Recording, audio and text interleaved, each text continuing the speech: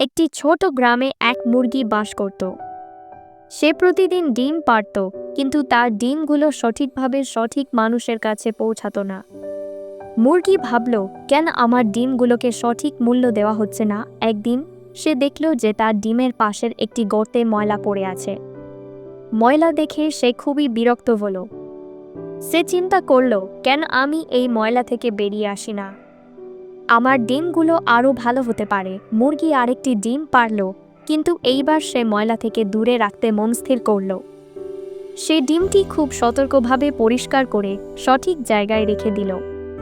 এইভাবে সে বুঝতে পারল যে নিজের কাজের প্রতি মনোযোগ ও যত্নেই সাফল্যের চাবিকাঠি। একদিন গ্রামের মানুষেরা তার ডিমের গুণগত মান দেখে তাকে প্রশংসা করল। তারা মুরগিটিকে সেরা হিসেবে বেছে নিল। মুরগি বুঝতে পারল, যখন কাজের প্রতি সততা ও মনোযোগ থাকে তখন সাফল্য আসে। এই গল্পটি আমাদের শেখায় যে কোনো কাজে মনোযোগ ও সততা থাকলে সাফল্য অর্জন করা সম্ভব। ময়লা কিংবা প্রতিবন্ধকতা সত্ত্বেও নিজের প্রতি বিশ্বাস রেখে এগিয়ে যাওয়ার চেষ্টা করতে হবে। গল্পটি ভালো লাগলে একটা লাইক করে কমেন্ট বক্সে বলে যাবেন।